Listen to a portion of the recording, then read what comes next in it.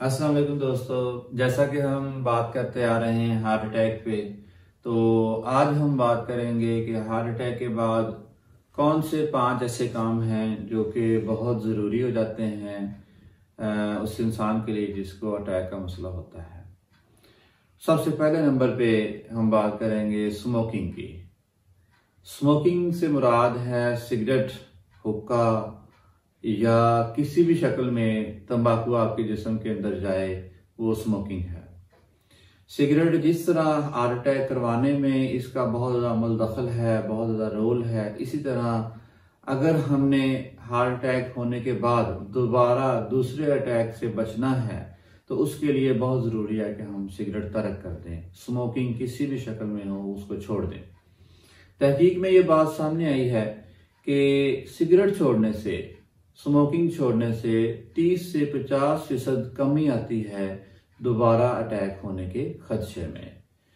तो ये एक बहुत बड़ा फ़ायदा है। तो अटैक के बाद जो हजरात हैं, जो दोस्त हैं, जो इस कर्ब से गुजरते हैं, उनको इस चीज़ का फ़ायदा उठाना चाहिए कि सिगरेट छोड़ें ताकि वो अपने दोबारा अटैक से बच सकें।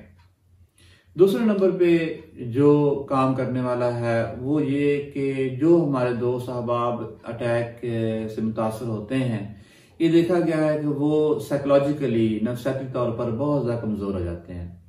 मैंने देखा है कि अक्सर लोग डिप्रेशन का शिकार हो जाते हैं क्योंकि जब अटैक होता है तो उनकी ज़िंदगी एक तरह से रुक जाती है।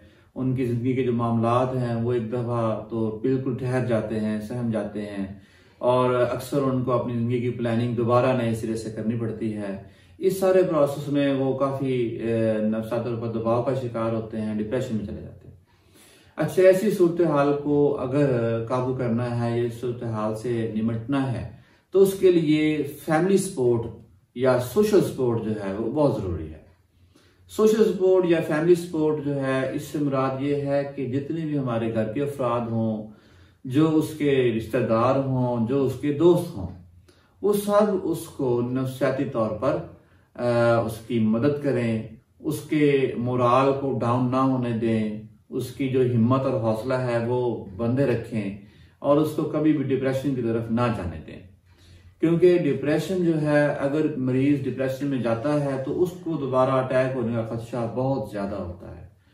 आप समझ लें कि वो कैसे होता है, क्योंकि जब एक मरीज डिप्रेशन का शिकार हो गया, वो तो ना तो टाइम पे अपनी मेडिसिन लेगा, ना ही एक्सरसाइज की तरफ जाएगा, ना ही वो अपनी खुराक के अंदर वो तब्दीलियां लाएगा जो कि लानी चाहिए।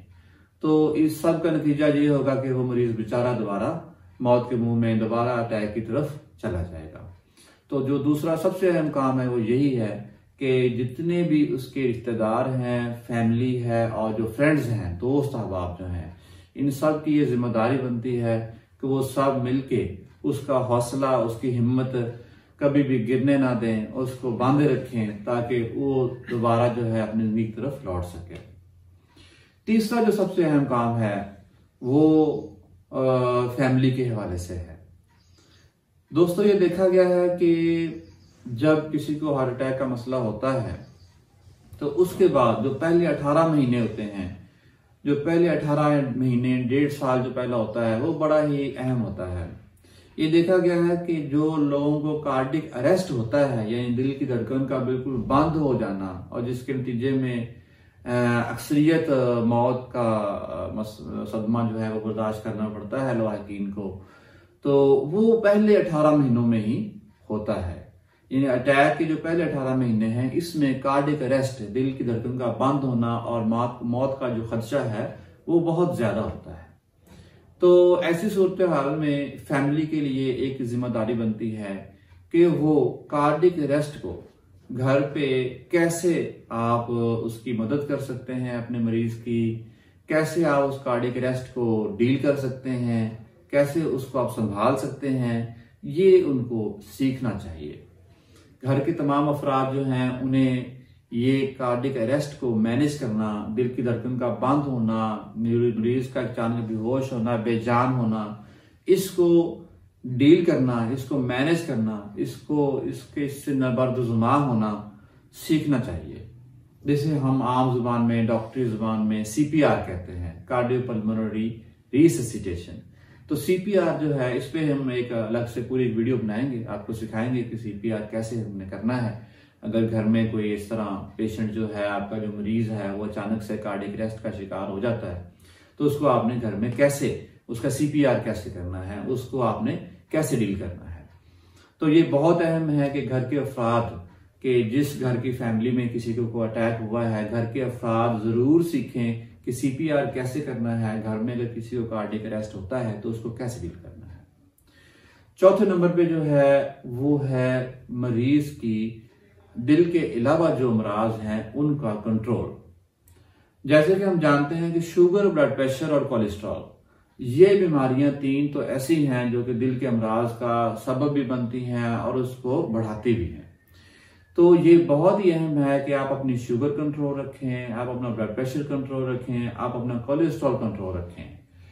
ये सिर्फ काफी नहीं है कि आप दिल की अद्वियात ले रहे हों और आपकी शुगर कंट्रोल नहीं है, ब्लड प्रेशर कंट्रोल नहीं है, तो वो ब्लड प्रेशर, शुगर का अनकंट्रोल होना, कोलेस्ट्रॉल का अनकंट्रोल होना, वो दोबारा आपको अटैक की तरफ लेके जा सकता है। चाहे आप जितना ही अच्छा आप परहेज कर रहे हो, चाहे जितनी ही अच्छी मेडिसिन क्यों ना इस्तेमाल कर रहे हो। तो ये बहुत जरूरी है कि आपकी बाकी जो बीमारियां हैं वो भी कंट्रोल में हो।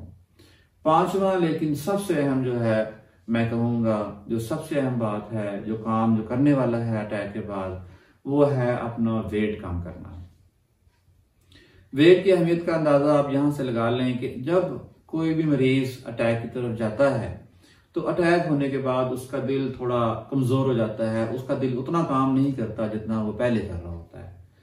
तो जब दिल कमजोर होता है तो इसका मतलब ये है कि दिल की पंप के जरिए आगे खून पहुंचाने की जो सलाहियत है वो भी थोड़ी कम हो जाती है।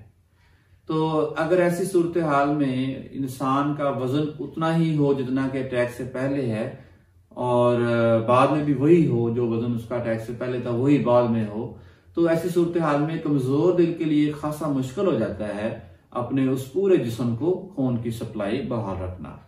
तो ऐसे सूरत में फिर लोगों का सांस फूलना शुरू हो जाता है, जब वो चलते हैं, वो काम करते हैं तो धड़कन बढ़ने लग जाती है और दोबारा दिल की दर्द का भी खदशा होता है। लेकिन अगर हम अपना वेट कम कर लेते हैं तो वेट कम करने से दिल के ऊपर जो लोड है वो कम आता है और कम वेट को कमजोर दिल भी अपना पूरा खून सप्लाई कर पाता है। तो ये बहुत अहम है कि आप अपना वेट जो है वो कम करें। तो ये 5 चीजें बहुत अहम हैं जो हमने आज डिस्कस की। जो भी अटैक का मरीज हो, मैं उसे कहूंगा कि वो सख्ती के साथ इन 5 चीजों को अपनी जिंदगी में लेके आए, इन तब्दीलियों को लेके आए, ताकि वो दोबारा इस मर्ज से बच सके। शुक्रिया।